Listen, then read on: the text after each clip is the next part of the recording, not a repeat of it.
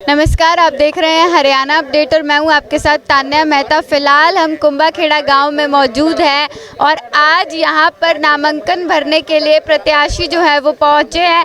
एक गांव को आखिरकार कैसा सरपंच चाहिए होता है? ऐसा सरपंच ही गांव को चाहिए होता है जो पढ़ा लिखा हो, जिसको पता हो कि असलियत में सरपंच के क्या काम होते हैं, जिसके लिए सिर्फ सरपंच की गद्दी मायने ना रखती हो, असल में काम करना मायने रखता हो। तो ऐसा ही एक प्रत्याशी आज इस गांव से नामांकन भरने के लिए यहाँ का जो स्कूल है जहाँ पे नामांकन भरा जा रहा है वहाँ पर पहुँचा है। अभी हम गांव वाले से भी जानेंगे और जो प्रत्याशी खुद है उनसे भी जानेंगे कि उनकी क्या सोच है, और अगर विकास की हम बात करें तो क्या क्या विकास कार्य रहने वाले हैं गाँव में, और गाँव वालों को असल में कैसा सरपंच चाहिए, और क्या गांव वालों की नीतियां रहेंगी विकास को लेकर। समस्याओं की अगर हम बात करें तो गांव में क्या क्या समस्या है, तो जुड़े रहिए। गांव में सबसे ज़्यादा बढ़िया युवा है, पहले भी काफ़ी टाइम से खेल में भागीदारी रही है इनकी।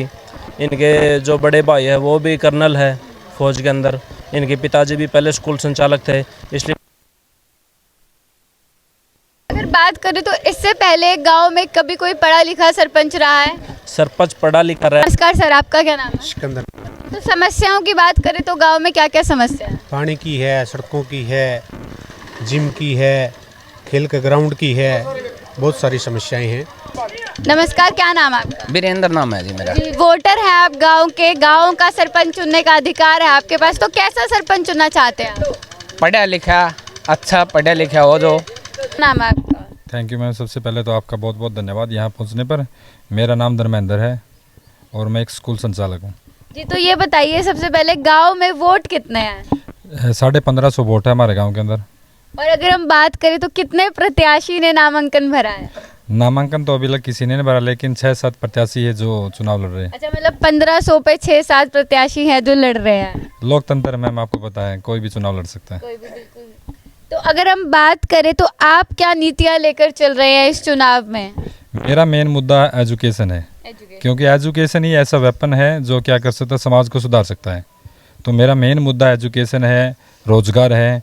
छोटे छोटे लघु उद्योग गांव में स्टार्ट किए जाए, लोगों को रोजगार दिया जाए, महिलाओं को, बच्चों को आगे लाया जाए, महिलाओं को रोजगार शिक्षित किया जाए। तो अगर बात करें तो आप भी काफ़ी पढ़े लिखे लग रहे हैं, अगर आप स्कूल चलाते हैं तो एक बार अपनी एजुकेशन बता दीजिए दर्शकों को। मैं MA B.Ed JBT क्वालिफाई और रियान इंटरनेशनल स्कूल बालक चोपटा का संचालक हूँ। मेरा मेन मकसद जो चुनाव लड़ना है वो गांव के विकास करना है, क्योंकि सभी मानते हैं कि एक शिक्षित व्यक्ति ही समाज का सुधार कर सकता है। जी, तो यहाँ पे कुछ गांव वाले भी मौजूद हैं, जिस तरीके से आप देख सकते हैं यहाँ पर। तो एक शिक्षित अगर आपको सरपंच मिल जाएगा तो सही होगा गांव वालों के लिए। तो जिस तरीके से गांव वाले भी तैयार है, तो सर मुझे ये बताइए, बाकी के 5-6 जो प्रत्याशी और खड़े होंगे उनके अलावा गांव वाले सारे, मतलब कुछ तो मौजूद ही हैं यहाँ पर, आपको ही क्यों वोट दें? सभी जानते हैं कि इस गांव का विकास कौन करवा सकता है। अब वोटर अपने शिक्षित हो चुका है, उनको पता है कि गांव का, बच्चों का कौन विकास करवा सकता है। मेरे साथ ही मेरे तक बैठे हुए जो पूर्व सरपंच रहे हुए हैं, इनका सपोर्ट मेरे साथ है। इन्होंने भी जो मेरे को आशीर्वाद दिया कि बेटा आप आगे आओ और एक अच्छे समाज का निर्माण करो। तो अगर हम वैसे गांव में समस्या, गांव के कुछ लोग हैं यहाँ पे सर, अगर हम गांव की समस्याओं की बात करें तो गांव में फिलहाल क्या क्या समस्या हैं? गांव में गलियों की हैं, पानी की नालियों की हैं, ये समस्याएं रहती हैं, सभी गांव में रहती हैं। उनका मतलब सही ढंग से अच्छा सी तरह विकास का काम करना, अच्छी गलियां बनाना, अच्छी नालियां बनाना, साफ सफाई का पूरा ध्यान रखना। नमस्कार सर, क्या नाम है आपका? मेरा नाम डॉक्टर यशोब है। मैं सिटी अस्पताल का संचालक हूँ बरवाड़ा से। जी, तो सर कैसा सरपंच चाहिए गांव को? ऐसा सरपंच जो धर्मेंद्र है ऐसा चाहिए। अच्छा, जो अभी फिलहाल उन्होंने नामांकन भर दिया है, तो क्या गांव वाले साथ हैं उनके? हाँ, मैक्सिमम लोग उनके साथ हैं मतलब, और हमारी जीत निश्चित है और अच्छे वोटों से जीत होगी। जी, तो कैसा विकास चाहते हैं आप? अगर बात करें समस्या की तो गांव में फिलहाल क्या क्या समस्या है? समस्या पानी की है, गलियों की है, समस्या ही समस्या है जी। पिछली प्लान में तो कुछ हुआ नहीं मतलब ढंग से कुछ, तो वेल प्लान्ड हो मतलब, और शिक्षित कोई आगे काम करे तो उस जैसी कोई बात नहीं मतलब। तो जी, सर ने अभी बोला कि पिछले कुछ सालों में गांव में कोई काम नहीं हुआ है, विकास नहीं हुआ है। क्या कारण मानते हैं आपकी काम नहीं हुआ है? जो लोग यहाँ पर प्रत्याशी चुन के जाते हैं वो अपनी राजनीति चमकाना स्टार्ट कर देते हैं। गांव का एक बार वोट लेने के लिए आते हैं, उसके बाद गांव में नज़र ही नहीं आते। और मेनली जो इसका मेन रीज़न रहा है वो है मतलब उस चीज़ की नॉलेज होना। जिस आदमी को जिस चीज़ की नॉलेज नहीं होगी तो वो विकास कैसे कर सकते हैं। तो मेनली अब की बात जो चुनाव लड़ने का सभी जो मेरे परिवार आए हुए हैं, गांव के भी काफ़ी लोग आए हुए हैं, उन्होंने मिलकर एक मुहिम स्टार्ट की है कि इस गांव को कैसे उठाया जाए। आज छोटे से छोटे गांव से लेकर अगर देखे जाएं तो नेशनल से इंटरनेशनल लेवल तक के बच्चे वहां से निकल रहे हैं। तो हमारे गांव से क्यों नहीं ऐसा हो सकता? एक गरीब का, कमज़ोर का बच्चा ऊपर क्यों नहीं उठ सकता? तो मेन मुद्दा यही है हमारा अब की बार कि गांव को ऊपर उठाया जाए, जिसका प्रदेश नहीं विदेशों में भी नाम किया जाए। जी, तो जिस तरीके से आप सुन भी सकते हैं कि विकास को लेकर काफ़ी बातें बोली गई हैं यहाँ पे कि विकास कराया जाएगा। सर, अगर स्कूलों की बात करें तो स्कूलों में फ़िलहाल क्या क्या चीज़ें हैं और क्या क्या चीज़ें सही हो सकती हैं अगर आप सरपंच बन जाएंगे तो? स्कूलों के अंदर व्यवस्था तो बहुत है, लेकिन उसको मैनेज नहीं किया गया है। सरकार बहुत ज़्यादा खर्चा करके स्कूलों की व्यवस्था अच्छी बनाने की कोशिश कर रही है, लेकिन एक जो मैनेजमेंट है वो फेल होता हुआ दिखाई दे रहा है। हमारे स्कूल से कोई भी बच्चा आगे निकल कर नहीं आ रहा, तो इसका मतलब यही है कि वहाँ एजुकेशन अच्छे ढंग से नहीं हो रही। मेन जो मेरा पर्पज़ है इस लाइन में आने का यही है कि एजुकेशन सिस्टम को अच्छा बनाया जाए, जिसके कारण गरीब से गरीब का बच्चा भी एजुकेशन लेकर अपने आप को विकास की ओर ले जा सके। हम अपना विकास तभी, अपना और अपने देश का विकास तभी संभव हो सकता है जब उस देश का हर एक नागरिक शिक्षित होगा, पढ़ा लिखा होगा, योग्य होगा। तो चुनाव का टाइम है, गलत चीज़ों से वोट भी काफ़ी मांगे जाते हैं। मैं आपसे जानना चाहूँगी, शराब बढ़ती है, पैसे बढ़ते हैं चुनाव से पहले, क्या आप इस चीज़ के खिलाफ हैं? खिलाफ तो नहीं कह सकते मैम, लेकिन थोड़ा बहुत चलता है, लेकिन इतना नहीं है कि मतलब इस चीज़ पे ही फोकस किया जाए।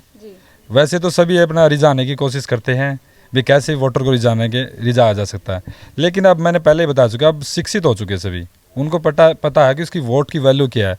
अगर आज वो गलत डिसीजन लेता है तो उसका गांव काफ़ी पीछे चला जाएगा। युवा है जो काफ़ी जोश है युवा के अंदर, वो कह रहे कि गांव की तस्वीर बदलनी है, तो कैसे भी करके एक अच्छा शिक्षित, पढ़ा लिखा और योग्य उम्मीदवार कैसे मतलब आगे लाया जाए। मैडम, मैं इनके पिताजी हूँ। अच्छा। और भारतीय जनता पार्टी का पूर्व प्रदेश सचिव रह चुका हूँ। और एक दिली तमन्ना है, मेरा सारा परिवार बैठा है, इनसे इस बच्चे में ऊर्जा को दे रहे हैं। वे गाँव में दिखाएं जब से देश आज़ाद हुआ है कोई सरपंच बना है, यही एक तमन्ना है, वह इस गांव को बहुत आगे विकास पर ले जाए।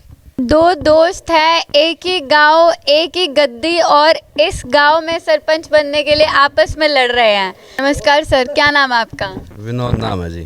जी, तो अभी आपके जो ओपोनेंट है धर्मेंद्र जी, उन्होंने नामांकन भर दिया है, आप कब भर रहे हैं? बड़ी अच्छी बात है जी, जी भरना चाहिए और भी भरो। ये पब्लिक है, जनता है, जिसके साथ होगी, जो अच्छा करेगा उसी की सपोर्ट करनी चाहिए। परिवारवाद से ऊपर इलेक्शन लड़ना चाहिए, जो भी हो है अच्छा होना चाहिए जी। जो गांव के जो मुद्दे हैं, कुछ भी हो, सबका समाधान होना चाहिए, उसी को वोट करो। वोट का सबको अधिकार है। दोस्त हैं दोनों, मिलके चुनाव लड़ेंगे, कोई ऐसी बात नहीं, सब सम्मान है, सब ठीक ही रहेगा। तो मतलब जनता जिसे चुनेगी अपना लेंगे, का फैसला सर्वमान्य है, सरमत है, जो होगा जनता अच्छा करेगी। तो अभी फिलहाल हमारे साथ इस गांव के बुजुर्ग मौजूद हैं जो गांव के 3 बार सरपंच रहे हैं, चेयरमैन भी रहे हैं। सर नमस्कार। नमस्कार जी, बताइए, धर्मेंद्र जी चुनाव लड़ रहे हैं, नामांकन भर रहे हैं, आज कैसा लग रहा है आपको? बहुत बढ़िया छोरा है, युवा छोरा है, जवान आदमियों का अवसर इलेक्शन लड़ना हमें बड़ी खुशी की बात है कि भाई इलेक्शन लड़ो, खुश रहो बेटा। दादाजी का आज मेरे को आशीर्वाद मिल गया, मेरे लिए वही बहुत बड़ी बात है। भाई हैं मेजर साहब हैं हमारे गांव में, बड़ा और पता को नहीं डॉक्टर साहब हैं। बहुत ही गर्व की बात है कि मेरे दादाजी से मुझे आशीर्वाद मिल गया। मेरे लिए जीत से भी बहुत बड़ी खुशी की बात है कि इतने जो अनुभवी राजनेता रहे हमारे गांव के, 3 बार सरपंच और चेयरमैन रहे हैं ब्लॉक समिति के, उनका आशीर्वाद मिलने से मुझे बहुत एनर्जी मिली है। दादाजी का मैं तहे दिल से बहुत बहुत धन्यवाद करता हूँ। एक बात बताइए, आप टीचर हैं, स्कूल चलाते हैं, पढ़ाते हैं, तो राजनीति में कैसे आ गए? लाल बहादुर शास्त्री भी स्कूल चला करता, एक दिन प्रधानमंत्री बना था देश का, वो भी स्कूलें चला करता।